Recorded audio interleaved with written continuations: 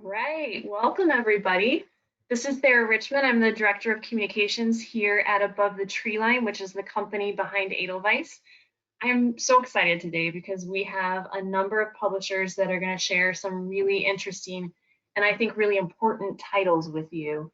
I can guarantee you're going to add to your to be read list because I did when I was creating the slides for today. I definitely added lots of books to my list. So a couple things, know that we are recording and afterwards we're going to send you a link to the recording if you have coworkers or friends who were interested but couldn't make it. We're also going to send you a link to the entire collection so you can check them out in Edelweiss and learn more if you want to. Everybody but our speakers today are muted, but feel free if you have questions, just put them in the chat or the Q&A. Allison on my team and myself will be trying to keep an eye on those. We're going to try to answer as many as we can. If we don't get to your question today, we'll definitely follow up with you afterwards. If you need to reach out to any of these publishers, you can certainly find their contact info on their publisher page in Edelweiss or on their website, or we're welcome to forward questions to them as well from you. But before we get started, let me hand it over to John Rubin, who's our founder and CEO at Above the Tree Line, who's just going to talk for a minute about why this topic and event are just so important to us right now.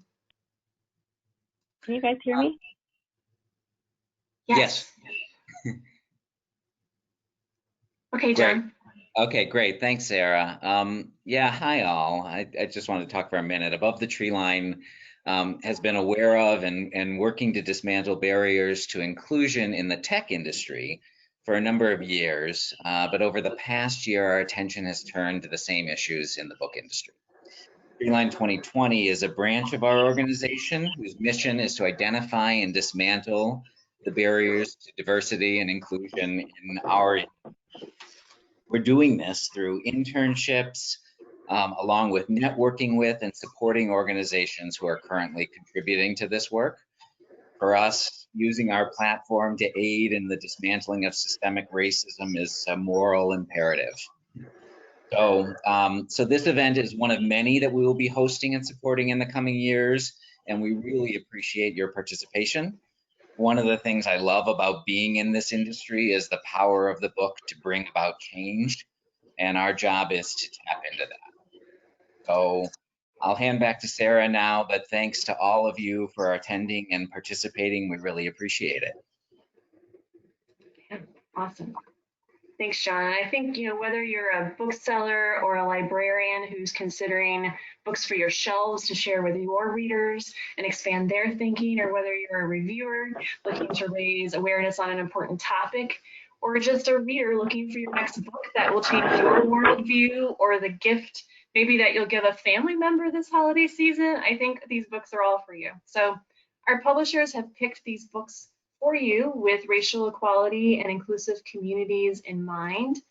And so here's how this is going to work. Each publisher has a few minutes and they're going to share their top pick or picks from their entire collections, just giving their perspective on why their book's worth a read, why it's important to check it out, why it's timely, why it's important to today's topic. Some of these books are yet to be published and they're coming soon. They might even have a review copy in Edelweiss available, so we'll try to note that when possible. Many of these books, however, are already published and they're available to purchase today. So if you're a bookstore or a library, you can of course create orders for publishers within Edelweiss. And if you're a reader looking for a copy or two for yourself or for a friend or family member, you can definitely check out your local independent bookstore for purchase. Okay, so let's just get started. To kick us off, we have Lorraine Tour from Page 2 Books, and they're going to talk to us about a really interesting title called Birds of All Feather, Doing Diversity and Inclusion Right. Lorraine, do we have you? I know we were working on some sound issues. I think I'm here. Can you guys hear me okay? We can, yay, all right. Yay. My heart is still racing from all the tech troubleshooting over here, madly downloading new apps and trying to link in. So I'm glad you can hear me. Sorry, I can't tune in with video. But I'll jump right in because I know you've got an amazing and long list to share with everybody today. So my name's Lorraine Tour. I'm with Page 2 Books, which for those of you that don't know us, we are a small but mighty publishing house in the Canadian corner of the Pacific Northwest. Many of our books, that if you are familiar with them, are we publish subject matter experts, mostly in the genres of business, self-help, and wellness.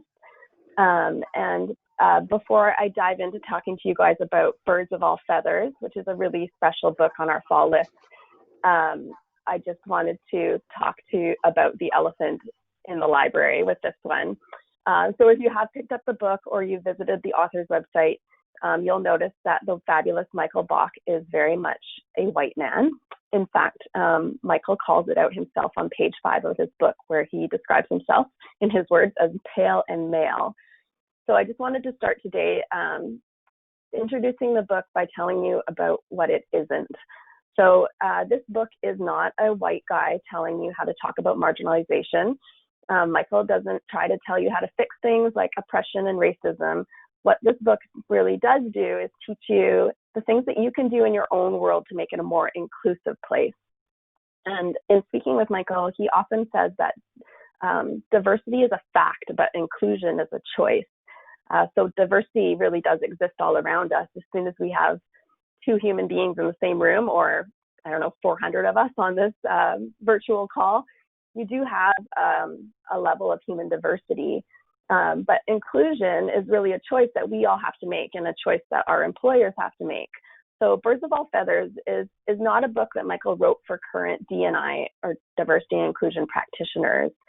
He actually wrote this book for individuals like me and leaders and communities who want to build a really thoughtful D&I strategy in their organizations, and that organization could be for profit, not for profit, governmental, whatever. I was actually really excited. We just put a review copy up on Legalized last week. It's the final version of the book because this did publish in August. But the first request that we got was from a reviewer who is part of her roller derby league's diversity and inclusion committee, and she was wondering if this book could be a useful tool for members to read as they kind of come up with their team's new policies. And I have to say that request just made my heart burst. This is exactly the audience that we want this book to go to. This book is for people who have really felt galvanized by the anti-racism uprising this year, and they want to actually do something about it at an organizational level. So it's meant to be simple. It's a really engaging primer for people who don't know a lot about this world. And Michael really strived to create a book to introduce kind of the D&I buzzwords with process and practical examples, while actually setting a tone that allowed him to keep heavy topics light and digestible. So it ultimately, I really feel it makes D&I learning fun and really accessible for everyone and anyone. Michael Bach himself is a longtime D&I practitioner. He's won major awards for his work. His organization that he's the CEO of is the Canadian Centre for Diversity and Inclusion. They've actually recently been hired by a major national bookseller and also one of the largest publishers in the world to help with their own D&I strategy. So like the author himself, Birds of All Feathers is personable, it's funny. Reading it is exactly what it feels like to be in a room with him. I think he challenges us to really focus on what we can do as individuals or organizations to actually write the narrative for the future in this world. And I hope you'll take the time to check it out. I'm super proud to be part of his publishing team, and he really is a bright star. This book is a bright star on our list. Awesome. Thanks, Lorraine. That was great. I definitely have that one written down for myself too as we do our work here at Above the Tree Line. That sounds great. All right. Thank you next so much. up we have Jason Wells from Imagination Press, Books for Kids from the American Psychological Association. He's going to talk to us about 2 books. Hi, everybody. I'm Jason Wells, as she just said. I joined Imagination Press and the American Psychological Association a little under 3 years ago after working in trade publishing for a very long time. So it was really fun to come to fun and interesting to come to a mission-based organization and have some really important books to get out there for kids. So I'm going to talk first about Lulu, the One and Only, and I'm basically going to read you the starred review from Kirkus because I could not say it any better than they did. Lulu's story gives children tools to talk about biracial identity. This picture book tells the story of Lulu, short for Luila, her brother Zane, and their biracial family. Daddy coaches Zane's hockey team, and Mama studies space and compares Lulu to her namesake, the black pearls that come from her grandmother's Kenyan homeland. With one black parent and one white parent, Lulu must navigate frequent questions about her identities. Most upsetting to Lulu is the question, what are you? Lulu hates it as much as she loves her family. Thankfully, her brother Zane comes to the rescue by suggesting that Lulu devise a powerful response to these questions, her power phrase. This phrase is a masterful, self-affirming response to other people's insensitive questions about their identity and family. Armed with her own unique power phrase, "I'm Lulu Lovington, the one and only," Lulu feels empowered to handle any questions that come her way. The friendly cartoon illustrations depict Lulu with pale brown skin and two energetic Afro-puffed pigtails. She's really, really cute. You see her on the cover. The book does more than simply tell a single story of biracial experience. It talks about navigating everyday racism in sensitive but frank ways. This affirmation is just as important as the power phrase. In a concluding note, the author, herself biracial, provides essential, candid guidelines for talking about race, self-love, and identity with mixed-race children. All children will benefit from this pitch-perfect discussion of race, identity, complexity, and beauty. And if I didn't mention, it's by a debut author, so we're really proud to have this book on our list. And then we'll switch over to the next book, which is Something Happened in Our Town, a child's story about racial injustice. Many of you might already know this book. It was a #1 IndieBound bestseller, a New York Times bestseller. Something Happened in Our Town follows two families, one white, one black, as they discuss a police shooting of a black man in their community. The story aims to answer children's questions about such traumatic events and to help children identify and counter racial injustice in their own lives. These books and many of our books on the Imagination list include an extensive note to parents and caregivers so they can digest the content with their children. We also have free downloadable educator materials on apa.org. And there are the extensive parent and caregiver note helps families deal with this topic. This book has gotten much attention. It was one of the first books I worked on when I joined the organization in 2018, and the response to it's been incredible. There will be a companion book coming out in June 2021 called Something Happened in Our Park, about a shooting in a community and how the people move forward after it happens. Thank you very much. Awesome. Thanks, Jason. I'll put in I bought this one for my own kids, and it's just been, I really like the guide for parents as well in it. Yeah, and the end of it's really great because the kids actually, after talking to their parents, go back to school and embrace a kid from another culture that's joined their community and help him get acclimated, so it's a really great story. Yeah. Helps parents have difficult conversations, which is great. All right. Next up, we have Valerie Pierce from Sourcebooks going to talk to us about 2 titles as well. Hey everyone, I'm Valerie Pierce, the Retail Marketing Director at Sourcebooks. My first book is Me and White Supremacy by Layla F. Sayad, which is one of the most important books that my company has ever published. Layla is a Black Muslim woman living in Qatar, and a couple of years ago, she started a challenge on Instagram. She challenged white people to face their white privilege, and she thought maybe a couple hundred people will take this challenge. She definitely didn't expect a few 100,000 people to take this challenge, and that's where this book was born out of. So this quintessential anti-racist book is a New York Times and national indie bestseller that takes readers on a journey. It is really for anyone who holds white privilege, and I will say that it is not an easy book. I've done it a couple of times, but it is absolutely a necessary one. Each day for 28 days, you'll be asked to think about something very specific. For example, on day 1, you'll be asked to think about what white privilege is. And then day 2, you'll be asked to think about your personal relationship to white fragility. This book is like a mirror. The prompts within it will force you to think about things that might make you uncomfortable. But if you do the work and you really commit to it, you'll be making an important change within yourself. And this can ultimately allow you to help combat the systematic racism that endures within our country. The DRC is on Edelweiss. And then in addition to the original book, which came out in January, Sourcebooks also just published on Tuesday a guided journal that goes along with it. So again, the book itself really does require a journal. You really should be, keeping track of your thoughts. She asks you a bunch of questions to really think about. So what we've done is worked with Layla to create a really beautiful guided journal that is just a great companion to it. And then in December, we'll have a bundle of the 2 together. So if you're a bookseller, honestly, it's perfect for New Year, New You. What better thing can you give to yourself than to try to make yourself into a better person? And then next year, we will actually have a children's version of this, a young reader edition as well. So we just absolutely love this book. I think it was Janet Webster Jones from Source Booksellers in Detroit said it's one of the 5 main anti-racist books that everyone should read. And we absolutely agree with her. So next I'm going to move into YA. This is fiction. In YA, we have I'm Not Dying With You Tonight by Kimberly Jones and Gilly Siegel. This New York Times and national indie bestseller follows two teen girls, one white and one black, as they find themselves stuck in a race riot in Atlanta. Each time they think they've escaped the worst of it, they discover that the riot has continued to escalate and to follow them. These girls are not friends, and each one has her own prejudices, but they'll have to learn to trust each other if they're going to survive the night. What's really interesting about this is a couple months ago, I was actually on Instagram messaging with one of the authors, Kimberly, and we were just saying, you wrote this book a year ago, and it's terrifyingly become a true reality. There were literally race riots in Atlanta that she was a part of. She's an activist. As Nick Stone commented, this book is a vital addition to the race relations canon. It gives readers, especially teens, a gateway to open up conversation and to think about their own personal prejudices in a completely different light. I mentioned Kimberly Jones and what an amazing activist she is. She did a video back in the spring that went viral, which you may have seen, hopefully. And if you haven't, please go check it out. It's called How Can We Win? It's been viewed over 1 million times, was picked up by Trevor Noah, LeBron James, Madonna, Lizzo, John Oliver, and more. So I definitely suggest that you check that out to get a feel for her. And I'm Not Dying With You Tonight is on Edelweiss. DRC is still there. And those are my books. So thank you so much for tuning in and listening to me. And thank you to Darcy, Allison, and Sarah at Above the Tree Line for putting this together. I think this is a really important way to not kick off the holiday season. It's kind of already started, but I think that these are really important books that we need right now. So thank you for that.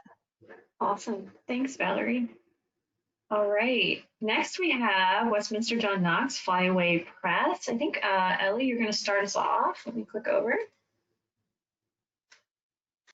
Hi, everybody. I'm Ellie Rogers with WJK Books. So I'm going to be presenting on Good White Racist, Confronting Your Role in Racial Injustice by Carrie Connolly, which we published back in March of 2020. The book also includes a foreword by activist Michael W. Waters. So obviously the need for anti-racist resources has really exploded this year. So to kind of help place this book in the market, this book is written by a white Christian author, and it's intended for white people who are, one, beginning the work of recognizing their complicity in systemic racism, and two, beginning anti-racist work. So each chapter in the book ends with action items to learn, think, and act. So it helps readers begin to investigate and then question their own biases. Carrie Connolly is a writer, speaker, leadership coach, and consultant whose work has centered on reimagining white identity apart from white supremacy. She's currently working on a Master's of Divinity from Christian Theological Seminary, and she consults regularly with churches beginning anti-racist work. So this is definitely going to appeal to white Christians, but I would like to mention that the content of the book itself isn't specifically religious, except for one chapter that addresses the church's role in systemic racism. So I would say that has good trade appeal as well.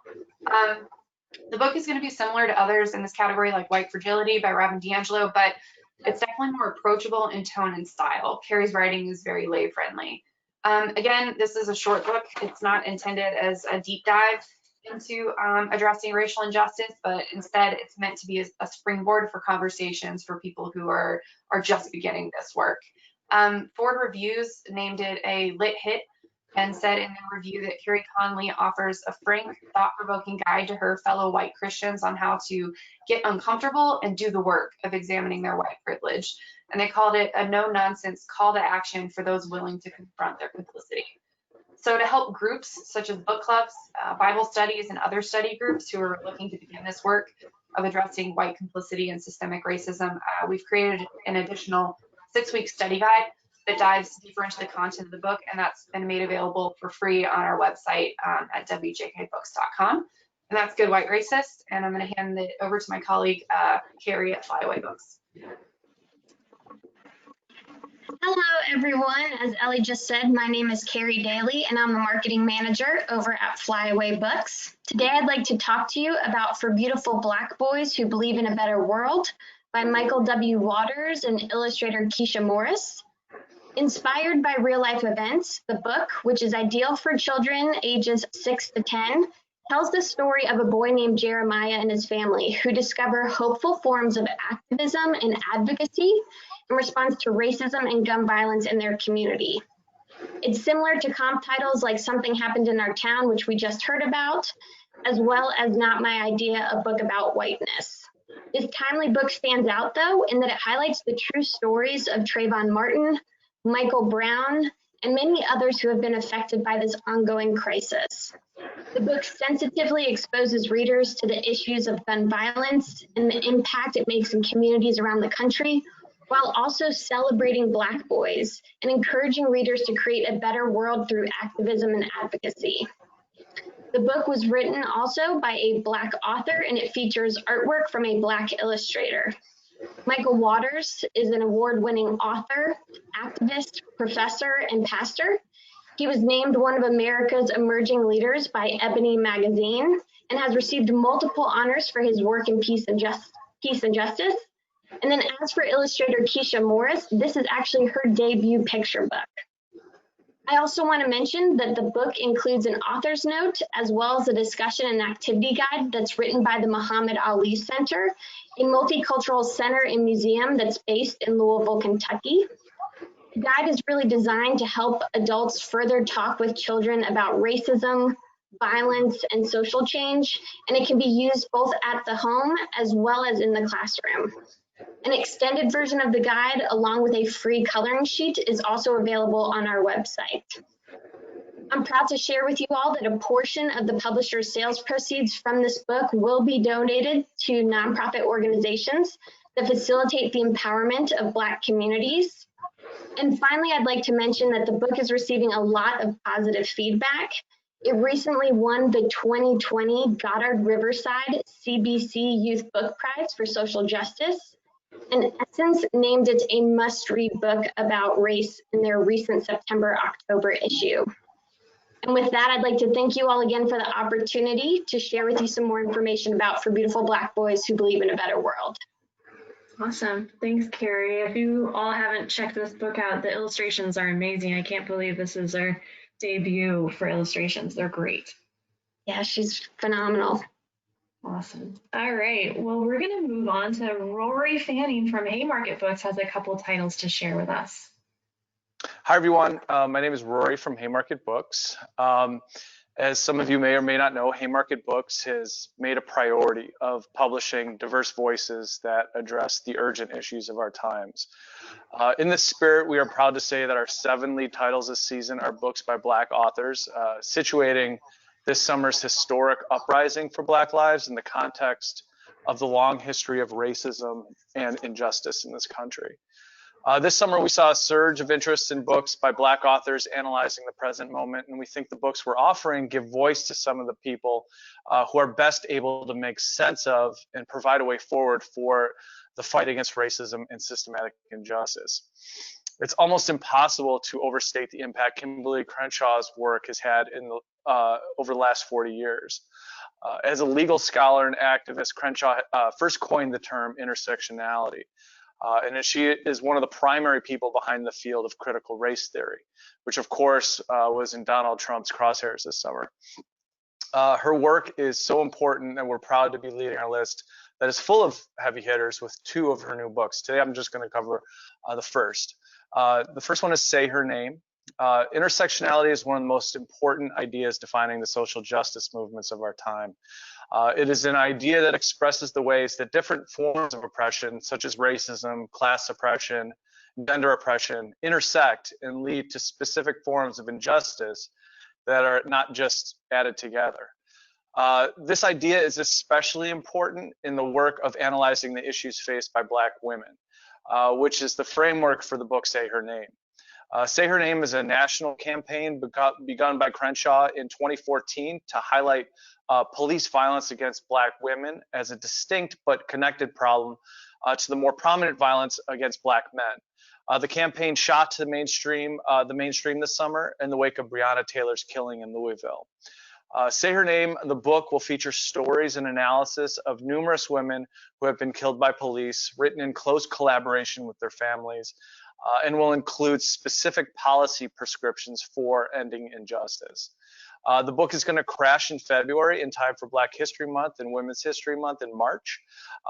It features a foreword by Janelle Monáe, and we're expecting support from numerous high-profile influencers, celebrities, and activists who are connected to the campaign.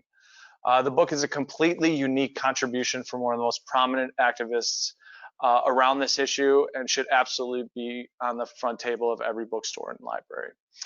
The next book I'm going to cover is also a crash title, and this is from Mark Lamont Hill. It's called We Still Here, Pandemic, Policing, Protest, Impossibility. In the midst of this summer's uprising, activist and former CNN commentator Mark Lamont Hill, who is also the owner of Uncle Bobby's bookstore in Philadelphia, approached us about working on a short book making sense of the current moment. The result is We Still Here. It's a short book of essays and interviews with Frank Barat, the activist and journalist who also worked with Angela Davis on her best-selling Freedom is a Constant Struggle, which many of you are familiar with. We're crashing We Still Here on November 10th, so actually 2 days ago, right after the election and right before Barack Obama's memoir. So this is a powerful introduction. It will be the first book to be released that's making sense of our moment in such a comprehensive way. It features an introduction by Kianga Yamada Taylor, and we're working with Mark's publicist from his previous New York Times bestselling book, Nobody, which was published by Simon & Schuster in the campaign for this one.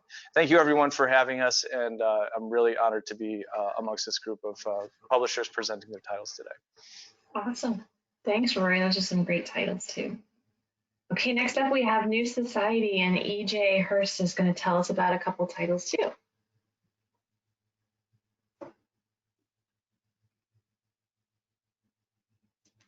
EJ, you may be muted.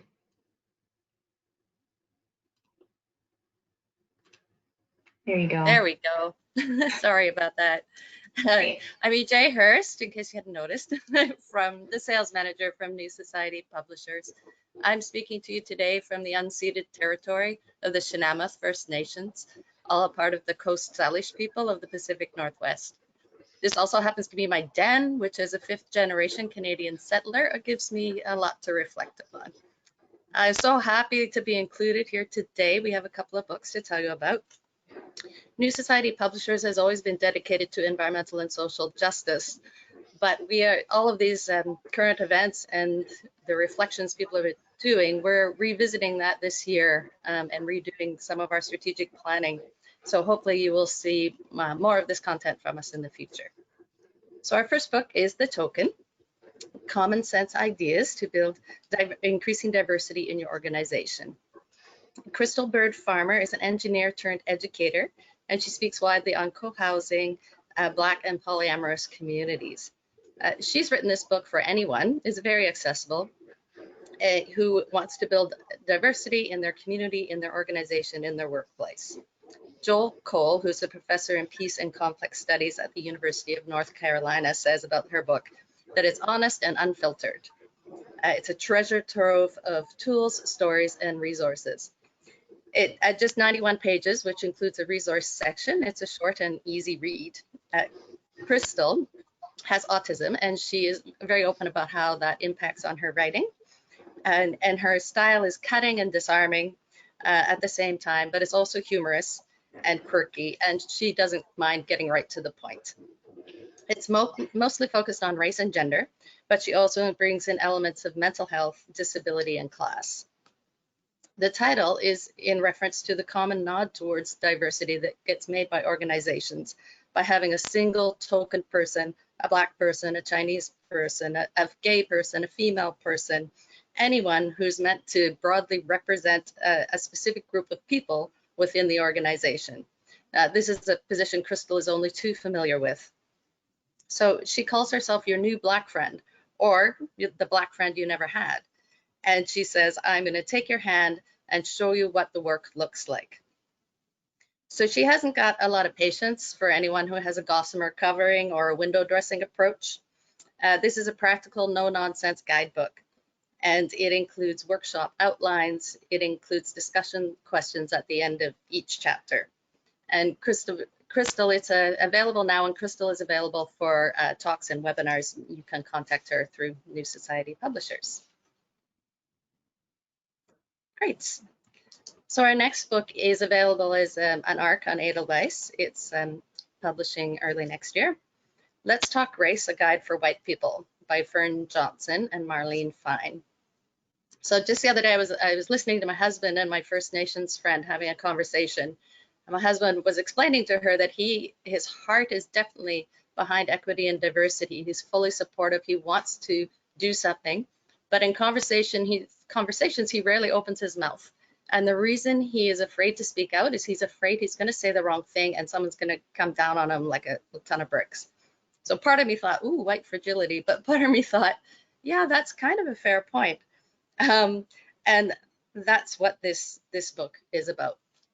The authors are two white lesbian women, and they are the mothers of adopted African-American sons. So they've lived for over 30 years in a interracial family. So they are also professionals. They have PhDs in topics of race, culture, and leadership. So this combination of personal and professional puts a unique lens on their writing. This book is different from something like White Fragility because the authors are very supportive and very non-judgmental. They include prompts for personal reflection and for productive conversations, such as think about the your first experience with a Black person or a person of color. What did you learn from that time? As of 2019, there's no Black-owned NFL teams. Why do you think that is? To help overcome that fear of saying the wrong thing, they include conversational do's and don'ts in every chapter. So we're super excited about this one. And I think that it is going to definitely help people overcome the barrier. So such an honor to be included today. Thank you so much, everyone. Awesome. Thanks, EJ. Those are another two great books. I'm just adding to my list here for sure. So next up, we've got Maven House Press, and Jim Pennypacker is going to tell us about one of their titles. Hello. I'd like to introduce our next forthcoming book coming out in January, Expand Your Current Culture, Diversity and Inclusion for CEOs and Leadership. A bit of a mouthful, the title, given that the book is actually written like a personal conversation that the author has between CEOs and leadership on what they need to do in their organizations to get them up to speed. I mean, it's really like she's smacking them on the side of the head and saying, yo, you guys have been trying to implement diversity and inclusion for years and years and just not doing it right. All the research suggests that no, they're not doing it right because there's still a tremendous amount of bias in organizations. And she has a lot of stories, personal and stories from over 30 individuals that she interviewed for the book that make you shake your head. I edited the book and I had to put the word sad in throughout because it's just sad what some of these companies continue to do. They really are unconscious of the bias that they have in a lot of cases. They have a lot of bias on their websites, their teams, their leadership.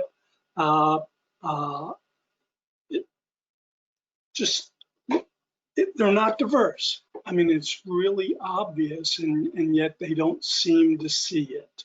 And so this book is really written for, actually anyone can buy the book and give it to the right people in their organizations to get them to think about some of the things that they're doing and shouldn't be doing. Our books, Maven House is a small business press, and we are distributed by Ingram Holsters Group West. And the author, she's currently a consultant and coach on diversity and inclusion, but she's been a professional dancer for quite a few years and a chief operations officer and marketing director for a number of companies, including Shark Tank star Damon John and his companies. She was honored by Ebony magazine as an outstanding woman in marketing. in New York business journals selected her as a woman of influence. So she's got a really good background for writing this book. But more importantly, it's really an easy read and eye-opening book for people. So I do highly recommend it to you all. Thank you. Awesome. Thanks, Jim. All right, next up we have, moving right along, we've got Catherine King from Bristol University Press is going to talk to us about, we'll click over, white privilege and the myth of post-racial society.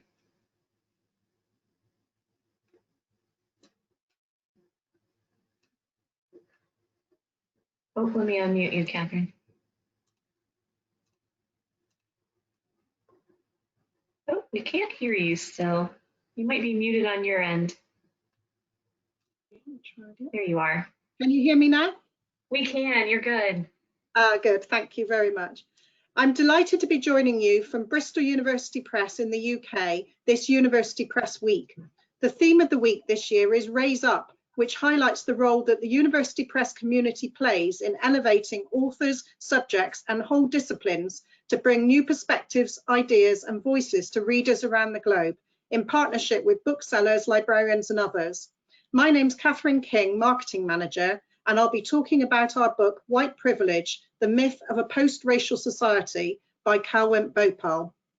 This summer's killing of George Floyd and the subsequent demonstrations drew renewed attention to Black Lives Matter's focus on race as a driving factor in both politics and everyday life. These demonstrations were hugely important to the campaign to change white privilege and, of course, in different ways, to the recent US presidential election campaign. Yet, after decades of civil rights activism, how and why do people from Black and minority ethnic communities still continue to be marginalised? White Privilege, originally published in 2018 by Policy Press, shows how people from Black and minority backgrounds are continually positioned as outsiders in public discourse and interpersonal interaction. It shows how white privilege is systemic, not just in the US, but also in the UK. Using political and economic analysis and extensive social science research from both sides of the Atlantic, it shows how neoliberal policies actually support and even perpetuate white privilege because they exacerbate the long-standing disadvantages of minorities. Sadly, little has changed for the better since the book was originally published, but it moves the conversation forward and its take-home message is clear. Dismantling the structural advantages of whiteness requires both honesty about their power and determination to change them. The author, Kalwant Bhopal, is Professor of Education and Social Justice and Director of the Centre for Research on Race and Education at the University of Birmingham in the UK, and a visiting professor at Harvard University Graduate School of Education. She says, since the publication of White Privilege, little has changed. In fact, racial inequalities have increased, particularly in relation to health, the labour market and criminal justice. The Black Lives Matter protests have changed little in society, and the pandemic has only exacerbated racial inequalities. Since publication of the book, Kalwant's been in high demand as a speaker at many events and conferences and in the media, including on BBC News and Breakfast TV and on Radio 4. In 2018, she gave the British Sociological Association annual Equality Lecture on social justice, exclusion and white privilege in universities at the British Library. Recently, she was a guest on an edition of Reasons to be Cheerful podcast, hosted by the former UK Labour Party leader, Ed Miliband. Kalwant's also written numerous articles about the book, including for the Guardian newspaper, which included it in a list of the best books to understand race in Britain. She was interviewed in the Times Higher Educational Supplement and wrote guest posts for the London School of Economics, Politics and Policy blog and The Conversation. Reviews of the book were published in many places, including the American Sociological Association's journal, which said it's an excellent investigation into whiteness and white privilege in contemporary society. Carl A. Grant of the University of Wisconsin-Madison said of the book that it is timely and deserving of urgent attention. Zeus Leonardo of the University of California, Berkeley, and author of Race Framework said, Kalwent Bhopal is a voice of reason in a cacophony of fervor. She takes to task the presumptions of post-raciality and defies its pretenders. We will be post-racial in a condition of post-racism. Until then, evidence and ethics are on her side. This widespread coverage brought the book to the attention of Emma Watson, actor and activist, who this summer selected it as one of the 11 books she's reading as part of her commitment to anti-racism and self-education. In 2016, Emma started Our Shared Shelf Book Club on her Instagram account, which has 57 million followers. The writers and books featured in her book club are relevant to anyone wanting to understand the struggle for racial justice and show that women's voices are a vital part of any movement for change. Emma commented that the book explores the impact of race on multiple issues in our world today, from inequality to difference in society. Her list was included in an article in Vogue magazine, and her support of the book has renewed interest in its message and led to a sharp rise in sales, both in the UK and USA.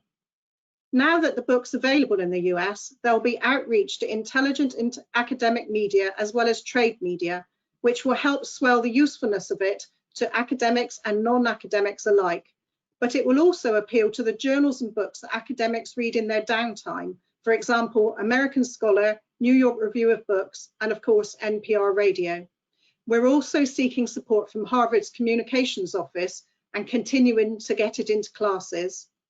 The book's available as a digital review copy on Edelweiss and can be ordered through Ingram Academic Services in North America. I think the final word about this important and influential book should go to a reviewer on Goodreads who said, "This should be required reading for every white person alive so they can understand their responsibility for dismantling these widespread systems of inequality that plague the rest of us." Thank you very much for listening, and I hope you will find the book useful. Thanks, Catherine. Thanks for joining us from across the pond for that one. All right, next up we have Nathan from Zondervan is going to talk to us about a title called How to Fight Racism. Great, thank you. Well, my name is Nathan Cruzy, and I am the Senior Marketing Manager for the Zondervan Reflective imprint of HarperCollins Christian Publishing. And I'm extremely excited to talk to you a little bit about our forthcoming book, How to Fight Racism, Courageous Christianity, and the Journey Toward Racial Justice by New York Times bestselling author Jemar Tisby. Jemar is finishing up his PhD in American history from the University of Mississippi and is the CEO of The Witness and co-host of the popular podcast, Pass the Mic. Jemar's first book, The Color of Compromise, The Truth About the American Church's Complicity in Racism, was a New York Times bestseller just a couple months ago and traces the history of the church's complicity in racism from the colonial era all the way through the Black Lives Matter movement today. The purpose of his first book was to provide readers a clear and unfiltered look at the people and events in the American church that contributed to racism throughout history. His goal was to help people become more aware of this often avoided history in order to create a sense of urgency and motivation to take action today. The number one question Jemar receives after people read The Color of Compromise is, what do I do now? That is where How to Fight Racism comes in to provide the answer to that question. In this new book, How to Fight Racism, is a perfect follow-up to The Color of Compromise, as it provides accessible and practical steps for both individuals and organizations to take right now and take action against racial injustice and fight for racial equality. Think of it like a step-by-step handbook for fighting against racism with hands-on suggestions and real-world examples of change. In this book, Jemar offers an array of actionable items to confront racism in our relationships and everyday life through a simple framework called the Arc of Racial Justice that helps readers consistently interrogate their own actions and maintain a consistent posture of anti-racist action. The Arc of Racial Justice stands for awareness, relationships, and commitment, and provides readers a clear framework to use when to begin making a real difference in the fight against racism. This book is for anyone who believes it is time to stop compromising with racism and courageously confront it. We truly believe that this will be the go-to resource for anyone interested in pursuing racial justice and looking for answers to the question, what do I do now? With recent cultural events and the major success of the Clara Compromise, we have very high expectations for this book, and I've already seen a ton of interest from both retailers and consumers. We have big plans to promote the book to the over 125,000 readers of the Clara Compromise, as well as the broader audience of readers interested in a practical guide for pursuing racial justice. The book launches on January 5, just before Martin Luther King Jr. Day and just in time for Black History Month. In addition, we also have a full curriculum based on the book with a complete video study and study guide releasing in April. The release of the curriculum provides us another opportunity to promote the book, especially for small groups and organizations interested in diving deeper into the content. Thank you so much for your time and inviting me to speak to you here. There should be a video available for you to watch that's on the link to the book. And it's a video of Jamar kind of casting the vision for the book himself. And I would encourage you all to take a look at that if you get a chance. Thank you. Awesome. Thanks, Nathan. I'm loving how so many of these books have discussion guides or workbooks or journaling or actionable items that go along with them, which it's wonderful. And we have some teachers listening. I'm sure they're making note of those as well. All right. Well, next up we have Peachtree Publishing, and Darby Gwynn's going to talk about 2 books that they have. Hi, everyone. I'm assuming you can hear me. We can. Well, You're good. hello. Awesome. My name is Darby Gwynn. I work for Peachtree Publishing Company in Atlanta. It's been a very eventful time here, so I'm excited to bring you a couple titles that may help further this very worthwhile discussion around diversity and inclusion. So you might recognize author-illustrator Don Tate as a founding host of the Brown Bookshelf, or from his numerous other award-winning books about little-known Black historical figures. Don Tate's newest Own Voices picture book, William Still and His Freedom Stories, is the first ever picture book biography about William Still. He's called the father of the Underground Railroad because he is one of the main reasons why we know what we know about the success of the famous route, due to the records he kept of freedom seekers. His records also show that the railroad helped to unite his own family. Not only is Don's work amazingly illustrated, it's meticulously researched. He even included Still's handwritten passage of meeting Harriet Tubman as the book's end papers. But he was also very intentional about the language he used in the book, as to not dehumanize the experience of Black people. For instance, he chose to use words like enslaved instead of slaves, and freedom seekers instead of runaway slaves. Through Still's detailed records of the stories freedom seekers told about their journeys north, this book highlights the importance of storytelling. As Don writes on the last page of the book, that's what stories can do: protest injustice, soothe, teach, inspire, connect. Stories save lives. With 2-star reviews and featuring important themes about ancestry, courage, and empowerment, this is a must-read for everyone interested in social justice. The power of one person to create change, American history, Black history, and so much more. And I have one more title to talk about. If we want to hop over to We've Got a Job by Cynthia Levinson. So We've Got a Job tells the compelling and inspiring story of the 1963 Birmingham Children's March. Told through the eyes of 4 young people at the center of the action, it's Audrey Hendricks, Wash Booker, James Stewart, and Arnetta Streeter, all protesters at the actual march. Now, combining extensive research and hours of in-depth interviewers with these protesters, author Cynthia Levinson provides a very personal inside look into what the march was like for the 4,000 Black elementary, middle, and high school students who answered Dr. Martin Luther King's call to fill the jails. Between May 2nd and May 11th, 1963, these young people voluntarily went to jail, drawing national attention to the cause, helping bring about the repeal of segregation laws and inspiring thousands of other young people to demand their rights. The book received 4-star reviews and multiple awards, including New York Times Editor's Choice, the Jane Addams Children's Book Award, and many others. You might recognize it because it was originally published in 2012, But this book has only become more important as, I don't know, all of the different issues have progressed. So this one is essential reading for those looking for examples of how children have made a true difference in history. It's well researched and well written. We've seen this title picked up in the classroom and book clubs simply because it's a wonderful title to promote discussion and inspire the next generation of activists. Now, that's it for me. So thank you so much for the Alewife team and everyone watching. It's truly an honor to be here and be part of this conversation as we move forward. Thank you. Thanks, Darby. I appreciate that. The photographs in that book are amazing. They really tell a story. Oh, for sure. Yes. Yes, it really roots you in the fact that this stuff happened and is continuing to happen. And so we can absolutely learn from our past. Awesome. All right. Well, thanks to everyone so far. And last but not least, we have Tracy from Amistad at HarperCollins is going to talk about two really important books in their collection. Hi, I'm Tracy Sherrod, the Vice President and Editorial Director at Amistad. We're an imprint of HarperCollins, and we specialize in publishing African American literature. And I have to say thank you so much for having me here. It's been fascinating listening to all the presentations and hearing about the forthcoming books and some that are already out. It gives me real insight into how we see diversity inclusion in publishing.